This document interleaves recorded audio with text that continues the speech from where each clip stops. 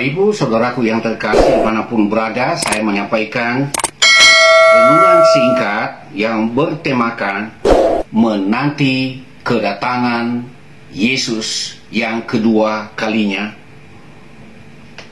Waiting for God's arrival.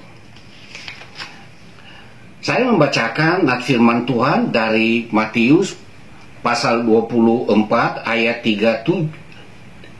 37 sampai ayat 44 dengan nama perikop nasihat supaya berjaga-jaga. Sebab sebagaimana halnya pada zaman Nuh, demikian pula halnya kelak pada kedatangan Anak Manusia. Sebab sebagaimana mereka pada zaman sebelum air bah itu makan dan minum, kawin dan mengawinkan, sampai kepada hari Nuh masuk ke dalam bahtera, dan mereka tidak tahu akan sesuatu sebelum air bah itu datang dan melenyapkan mereka semua. Demikian pula lah halnya kelak pada kedatangan Anak Manusia. Pada waktu itu kalau ada dua orang di ladang, yang seorang akan dibawa dan yang lain akan ditinggalkan. Kalau ada dua orang perempuan sedang memutar batu kilangan, yang seorang akan dibawa dan yang lain akan ditinggalkan. Karena itu berjaga-jagalah, sebab kamu tidak tahu pada hari mana Tuhanmu datang. Tetapi ketahuilah, jika tuan rumah tahu bahwa waktu mana pada malam hari pencuri akan datang, sudahlah pasti ia berjaga-jaga dan tidak akan membiarkan rumahnya dibongkar. Sebab itu hendaklah kamu juga siap sedia, karena Anak Manusia datang pada saat yang tidak kamu duga. Saudaraku yang terkasih, di dalam kitab Injil seringkali Yesus menyebut dirinya sebagai Anak Manusia, dan ia berbicara tentang kedatangannya yang kedua kali. Dan untuk itu dikatakan, hendaklah kamu berjaga-jaga. Sikap berjaga-jaga menunjuk pada hal yang sangat penting. Dan jika kita tidak berjaga-jaga, bisa kita kena suatu bahaya. Yesus memberikan contoh tentang bagaimana manusia dilenyapkan ketika Tuhan menghukum manusia di muka bumi dengan air bah pada zaman Nuh. Pada zaman Nuh ini, kepada manusia sudah diberitahukan agar mereka bertobat. Dan ketika Nuh membangun bahtera di atas gunung, sebagaimana Tuhan memberikan dia petunjuk, ya bisa dikatakan mereka agak heran melihat, buat apa dia membangun sebuah bahtera di atas gunung? Menurunkannya saja nanti ke pantai laut, itu tidak masuk akal. Tetapi Nuh ia taat karena Allah sudah memberikan petunjuk kepadanya dan apa yang harus ia lakukan. Dan apa yang terjadi ketika air bah datang? Hanyalah Nuh, istrinya dan anak-anaknya, hanya 8 orang mereka yang masuk dalam bahtera, dan semua manusia yang lain selain daripada keluarga Nuh dilenyapkan dengan air bah. Saat mereka diingatkan, mereka tidak begitu mempedulikannya. Mereka sibuk dengan pesta, makan dan minum, kawin dan mengawinkan, dan sampai tiba hari itu mereka tidak sadar. Di sini juga Yesus mengingatkan kita bahwa pada saat nanti Yesus datang untuk kedua kalinya, ada satu orang yang ditinggalkan dan yang lain itu akan dibawa. Mengapa ditinggalkan? Ya karena ia hidup tidak berkenan kepada Tuhan. Tetapi orang beriman yang hidup berkenan kepada Tuhan, itulah orang-orang yang akan dijemput dan diangkat pada saat kedatangannya nanti. Dan kedatangannya itu bagaikan kedatangan seorang pencuri. Tidak ada seorang pun yang mengetahuinya. Yesus hanya memberitahukan kita bahwa sebelum kedatangannya ada tanda-tanda yang akan mendahului. Dalam kitab Injil disebutkan tentang ada gempa bumi, kemudian ada perang yang dahsyat. Memang sekarang ini kita lagi mengikuti melalui media bagaimana invasi Rusia telah membawa penderitaan besar bagi masyarakat Ukraina.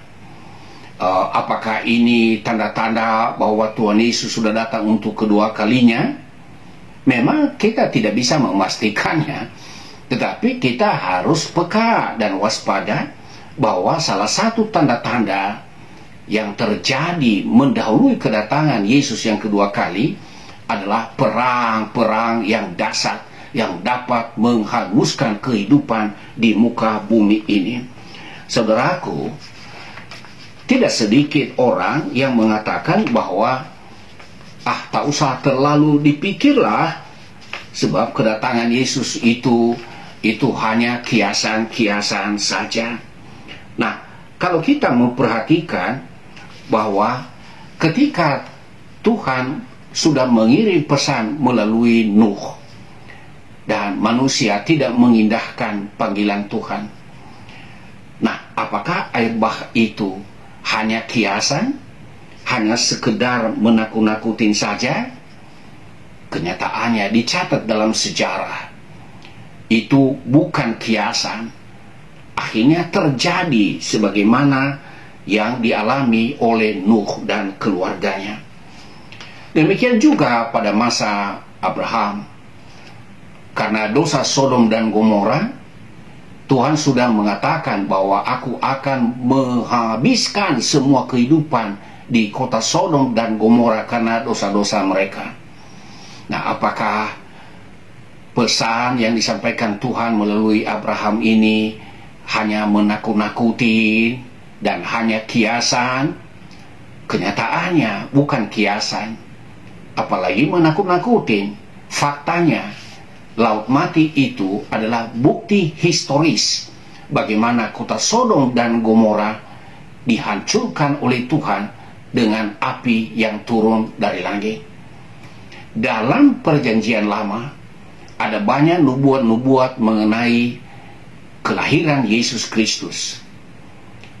Secara khusus di dalam kitab Yesaya pasal 7, Yesaya pasal 9. Nah, apakah yang disampaikan oleh para nabi ini? Bukan nubuat yang akan menjadi kenyataan bahwa seorang laki-laki yang akan lahir dari seorang perawan dan namanya disebutkan Yesus, namanya disebut Immanuel. Apakah itu belum terjadi dalam sejarah? Apakah itu hanya kiasan dan tidak dapat dimaknai secara harfiah? Bukti sejarah menunjukkan bahwa apa yang dinubuatkan di dalam perjanjian lama yang disampaikan oleh nabi-nabi itu bukan kiasan, bukan simbol, tapi akan tergenapi sebagaimana halnya 2000 tahun yang lalu Yesus lahir di Bethlehem, dan sebagaimana nama yang sudah disampaikan sebelumnya, ia disebut Immanuel, namanya disebutkan Yesus, karena dialah yang akan mengampuni dosa-dosa umat manusia. Demikian juga apa yang Yesus katakan mengenai hancurnya bait Allah di Yerusalem. Ia berkata kepada murid-muridnya bahwa ada saatnya nanti tidak ada batu yang terletak di atas batu yang lain. Dan apa yang dikatakan oleh Yesus itu tergenapi ketika Titus memerintahkan semua pasukan tentaranya dari Roma untuk membunuh orang-orang Yahudi, dan bait Allah di Yerusalem dihancurkan. Kehancuran bait Allah dan pembantaian kepada orang-orang Yahudi itu menjadi awal di mana orang-orang Israel hidup di tengah-tengah bangsa-bangsa yang lain. Dan pada tahun 1930-an yang lalu barulah mulai satu persatu keluarga orang Yahudi yang ada di kembali ke Yerusalem. Dan kita tahu bahwa melalui keputusan Dewan Keamanan PBB saat wilayah Palestina berada di bawah kekuasaan Inggris. Maka kedaulatan Israel diakui, tetapi apa yang kita catat di sana, bahwa apa yang Yesus pernah katakan mengenai hancurnya bait Allah itu benar-benar terjadi sebagaimana yang dikatakannya. Demikian juga halnya apa yang telah Yesus katakan mengenai kedatangannya yang kedua kalinya. Sebaiknya jangan kita dengan mudah untuk berkata, itu hanya kiasan, itu hanya simbol, bukan terjadi sungguh-sungguh. Dan apa yang telah saya sebutkan, beberapa fakta sejarah tadi, itu membuktikan bahwa apa yang telah dikatakan oleh Yesus pasti akan terjadi sebagaimana adanya. Hanya saja kita belum tahu kapan waktunya. Yang penting kita harus berjaga-jaga dan kita harus bersiap menyambut kedatangannya. Ketika ia datang, maka ia menjemput orang-orang yang berkenan kepadanya. Bersiap-siaplah menanti kedatangan Yesus yang kedua kali sambil membaca tanda-tanda zaman. Kiranya penjelasan singkat ini membuat Bapak, Ibu, dan Saudara selalu bersiap-siap menanti kedatangannya yang kedua kali. Tuhan memberkati.